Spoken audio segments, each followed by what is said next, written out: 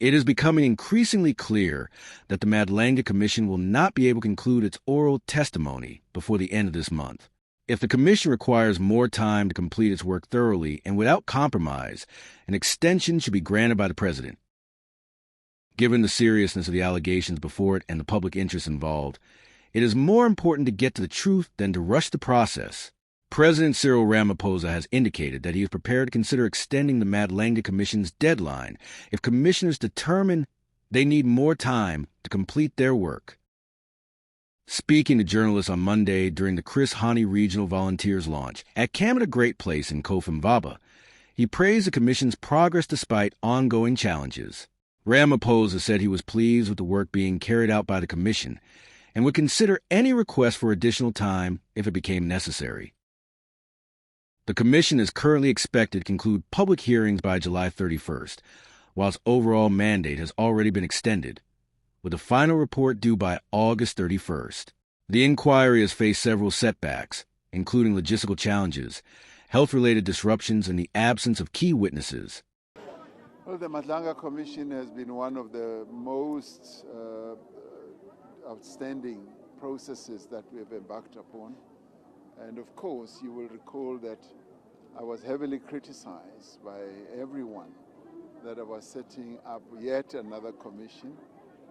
And I think South Africans have come to see that there is great value in enabling people who are independent, who've got a level of expertise to deal with matters that are challenging. And the terms of reference I gave them are quite extensive, and I'm glad that they have been doing their work in terms of those terms of reference. We are beginning to see real transformative processes that are emerging through the Madlanga report. And that is going to enable us to get rid of the rot and the challenges in our police service. And obviously, I am very pleased with the work that is being done through the Madlanga Commission. It may well be that they need a little bit more time, and I'll listen to that request if it comes. And obviously, the report that they now need to give is a critical one that will enable us to have the ability, the wherewithal to reform our police service. So all in all, very good work that's being done by the Madlanga Commission. And what is pleasing in terms of the terms of reference we gave them is that they are able to actually do real beneficial work as they move forward. And that is what we should be pleased about. And I guess that is what South Africans also want to see. So it's good work that's being done there. Alleged cartel boss Mfazi Cat Matt Lawless' subpoenaed testimony was postponed amid ongoing plea negotiations with the National Prosecuting Authority, while Deputy Crime Intelligence Head Major General Mfazi Khan remains unavailable after being hospitalized following a shooting in Johannesburg last month. Northwest businessman Suleiman Karim has also missed 2 scheduled appearances before the Commission. The growing delays have raised questions about whether the Commission can complete its work within the current timeframe or whether a further extension will be required. Ramaphosa said he would listen to such a request if it is made, as the Commission continues with its investigation into allegations of corruption within the criminal justice system. We feel that it's quite important to update you on where we are in terms of the death of Lieutenant General General Mfazi. I can confirm that his death is now being investigated as a full-scale murder investigation. You will recall that Lieutenant General Mfazi died on the 8th of July 2021, shortly after testing positive for COVID. So initially, I think everyone thought that he had died of COVID-19 related complications. It was only after his family raised the alarm and approached the then National Commissioner that the National Commissioner then instructed the then ID as well as the SAPS cold case unit to look into those particular allegations. We can confirm that in the same month, his body was exhumed. There were examinations that were conducted that confirmed that a poisonous substance was found in his body. So we can confirm that the case was changed from being registered as an inquest docket to now a murder docket. So the team is investigating the murder of Lieutenant General Mfazi. A lot are asking why it took so long. Remember, the poisonous substance was found in his body. So the team had to determine whether it was accidentally ingested or whether there was an intention to kill him. So following the gathering of evidence and information, the team is quite confident that they are investigating a murder case. They are looking at a number of persons of interest, a combination of... Lieutenant General Sindal Christopher Pitso Mfazi was a highly decorated South African law enforcement official who served as the Deputy National Commissioner of Crime Detection for the South African Police Service, SAPS. He passed away on July 8, 2021 at the age of 59. While his death was officially reported at the time as being caused by COVID-19 complications, subsequent forensic developments and parliamentary testimonies have firmly pointed toward a fatal poisoning and targeted assassination linked to his high-level corruption investigations. In July 2021, SAPS management announced that Mfazi died of COVID-19. Suspicious of foul play, his family secured a court order to exhume his body for an independent forensic and toxicology analysis. The independent results conclusively revealed that Mfazi had been poisoned with liquid casting resin, a synthetic industrial chemical, which caused him to choke to death. According to testimony presented by whistleblowers and former intelligence officers, the Parliament's ad hoc committee, Mfazi was assassinated because he was actively probing massive multi-billion rand corruption networks. He was investigating a coordinated siphoning operation involving our 1.6 billion COVID-19 personal protective equipment, PPE, procurement fraud ring operating directly out of SAP's headquarters. The Mfazi Foundation has noted that Mfazi was a lead investigator reviewing the controversial Pala Pala farm burglary matter and the alleged misuse of SAP's crime intelligence funds. Before his death, Mfazi reportedly confided in close intelligence analysts that he considered SAP's national headquarters to be an active, compromised crime scene. Whistleblowers testified that while Mfazi's body was still upstairs in his house on the night of his death, senior police officials from SAP's national head office arrived at his home to seize and remove his investigative files before his widow could arrive. The Mfazi family and foundation have publicly called on former crime intelligence heads to disclose and return the missing dossier of investigative records taken from his estate. Over 15,000 citizens have signed a petition backed by the family calling on the Speaker of Parliament for a formal, transparent inquiry into the state's failure to make a breakthrough. Leaving the SAPS, having been trained the way I'd been trained, and people having witnessed what I could do with systems, it is what precisely kept my interaction with General Mfazi post me leaving crime intelligence. We are now at paragraph 58 of your statement. And there you speak about the covert assassination of Lieutenant General Sindile Mfazi in 2021. Prior to his assassination, what we know, as you've testified, is that you had left the SAPS at the time, but you also testified that you'd kept in contact.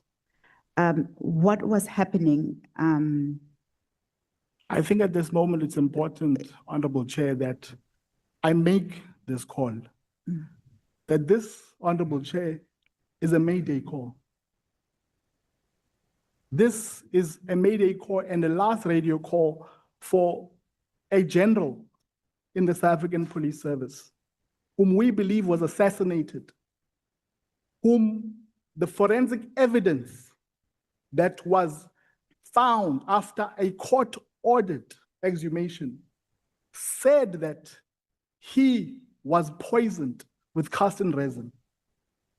I am making this Mayday call as a plea to Parliament because it is Parliament that elects the president. It is the president who, upon his inauguration, is flanked by the armed forces of this country. He is flanked by army generals.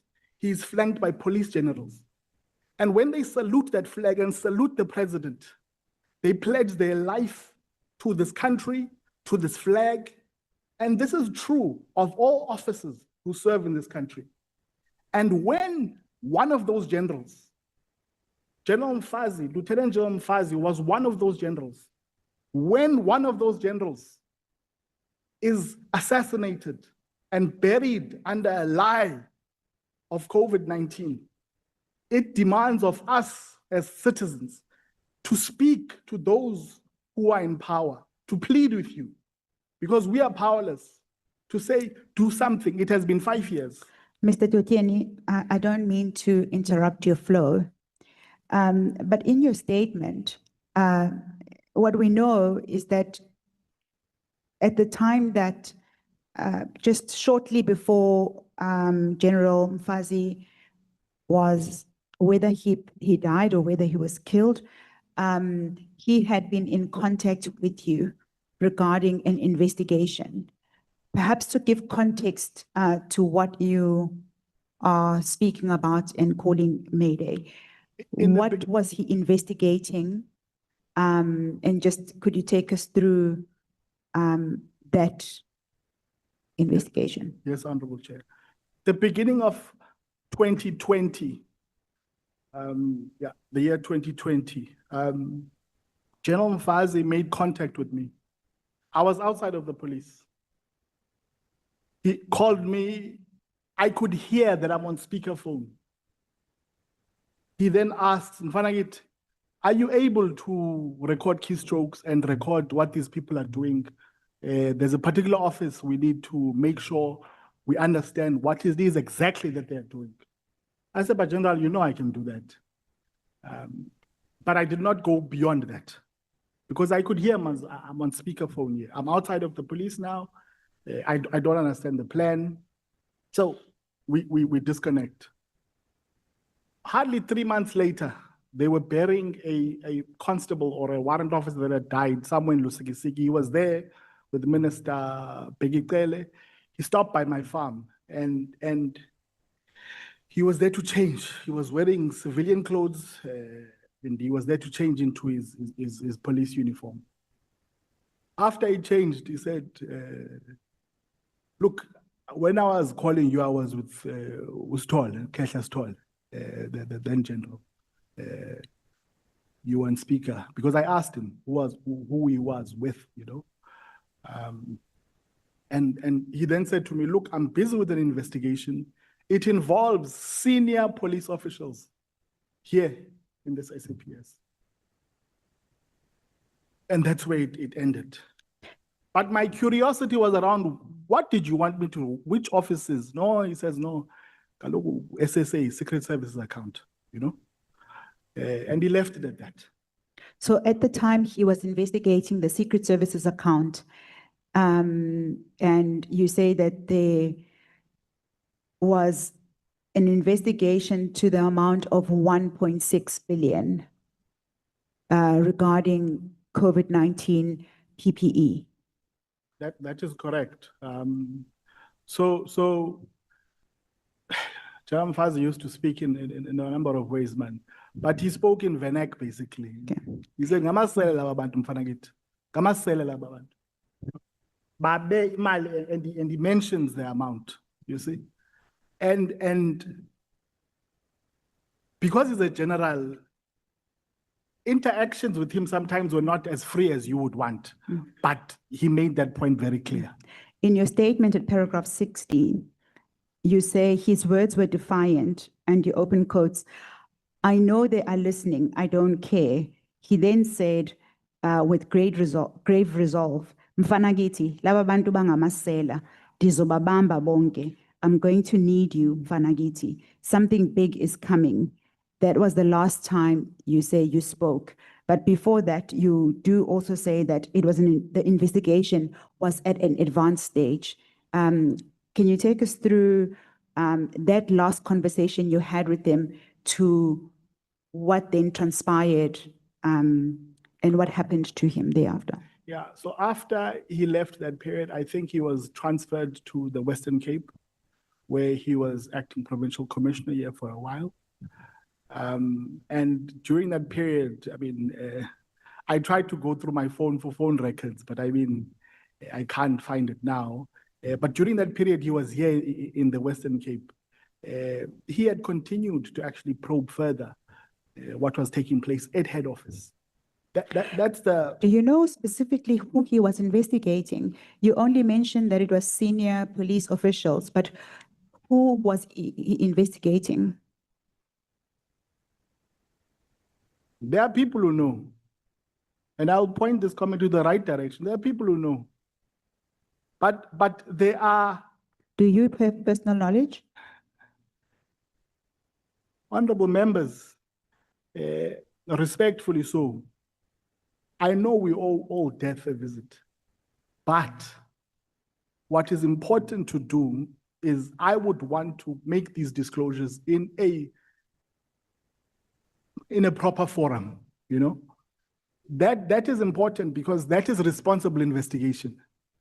I shouldn't just speak as if I'm not conscious of the threats that exist out there. But what is adamant is that the crime scene is there at head office. That's where the crime scene is at.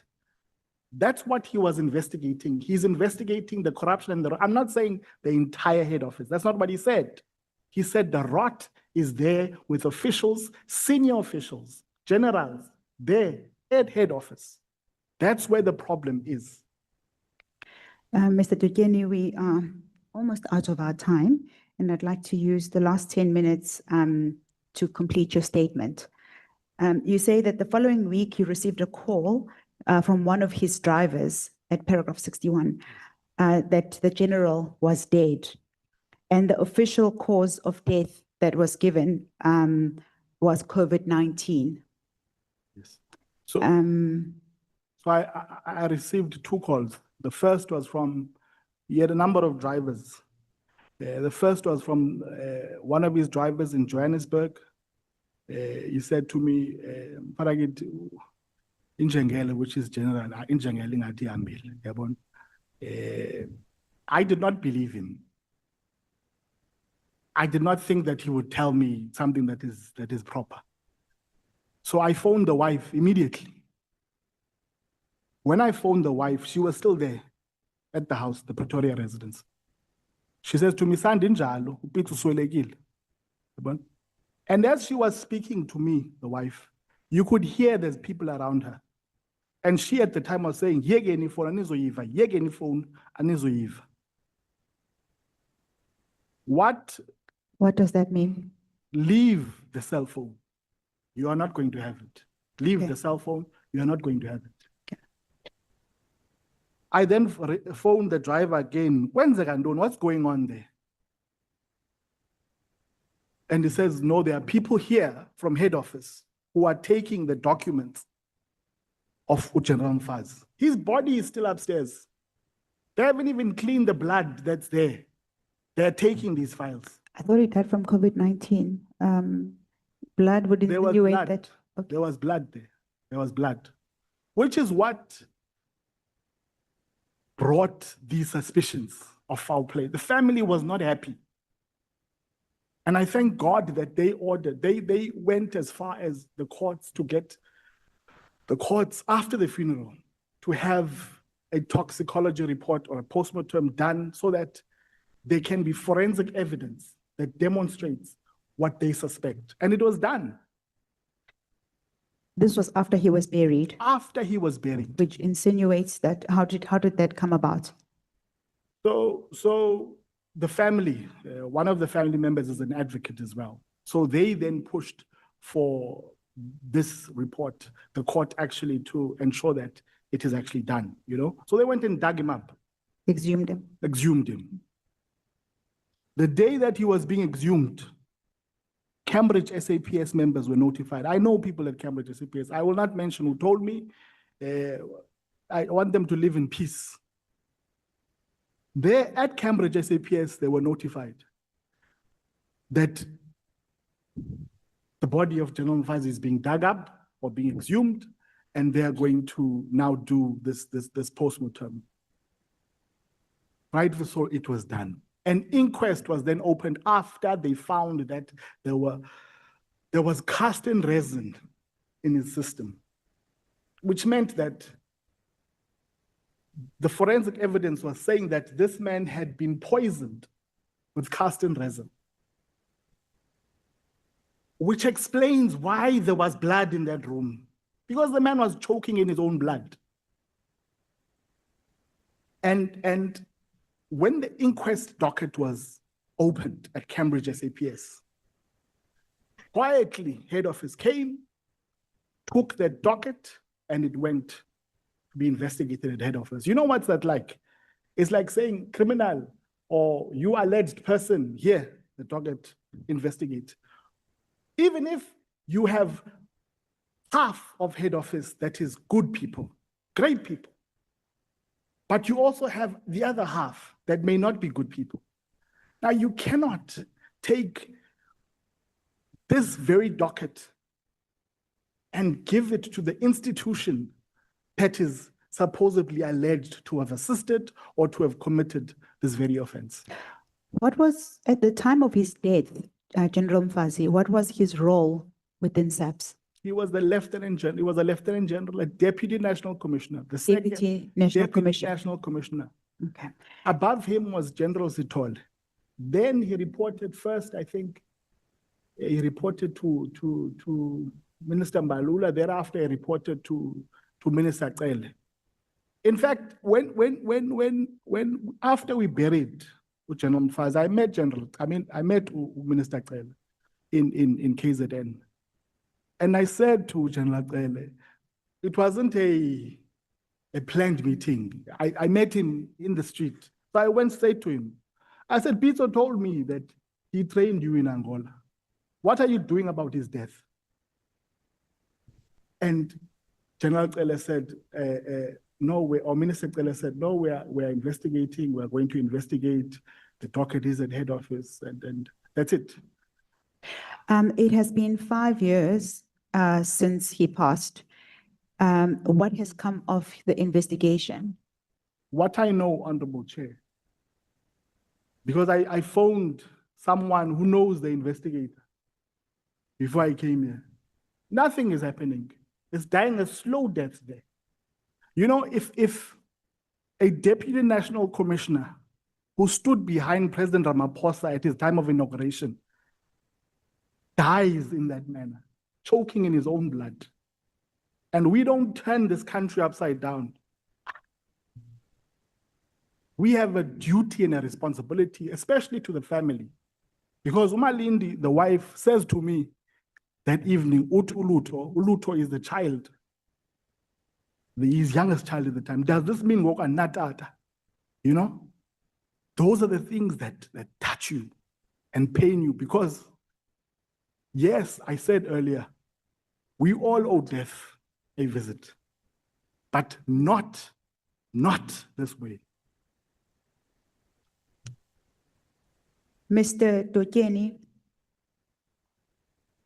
you have testified that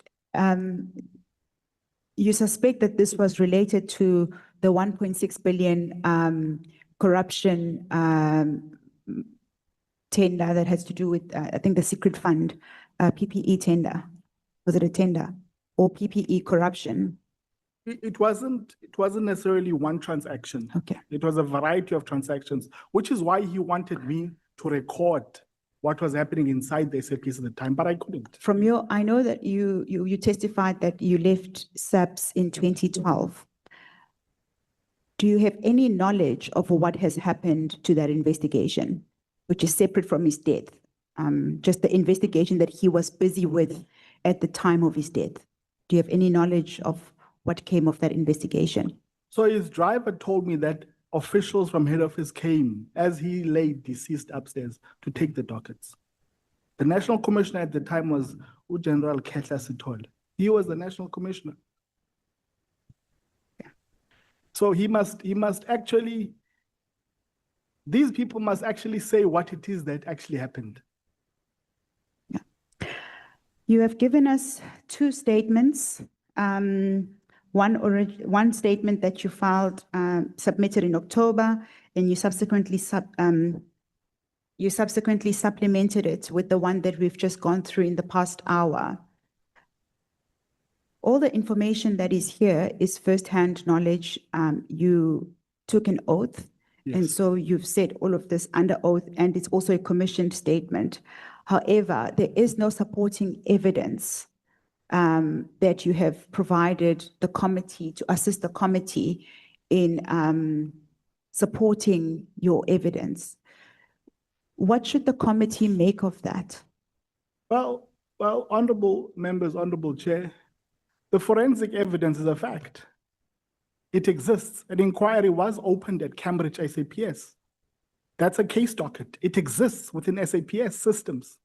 Within that docket, you'll find the forensic report. Within the same docket, you'll find a witness statement of the driver who actually details who are the people that came to the house to take the various files that were upstairs. All this information is there. I think for me, and I think for many people who have served this country through the armed forces, there is a certain level of expectation that we have when it comes to matters such as this, because these are matters of national security. It can't be business as usual when a general is killed in this way. It cannot be. And why we highlight these things, that I don't highlight them as an individual as well, or with an interest to go back to the police. No. But I highlight these things as a private citizen because they matter most now. And it is my plea to this committee to follow the evidence, follow the information that has been provided to it. They have the power. They can summon for this information. I cannot. Thank you so much. Thank you, Mr. Dujeni. Do you have, I think we have concluded your statement. We rushed through it. Is there anything that you think may have been left out which you wanted to deal with before this committee? I wanted to say to this committee, thank you for that. Law enforcement officers, policemen, young and old, they are given the most powerful and most lethal weapon, and it sits on their waist. It's a 9mm. It's loaded with rounds. When they discharge their power and authority, they can make use of that 9mm. That's the power that every cop, every police officer has on the street. But having guns alone is not sufficient with today's criminal. You need an intelligence service, a capable intelligence service, and to do that, to have that, you can't have resources sitting at head office. Resources in terms of an ability to investigate, an ability to trace, an ability to understand what is going on must be at the ground. Because inadvertently, when you hold these resources at the top, when you call it, we are restructuring or whatever term you use, you are making those officers on the ground blind. They operate without information that assists them save their own lives, but also the lives of South Africans. I think Thank you. that is the statement I wanted to make.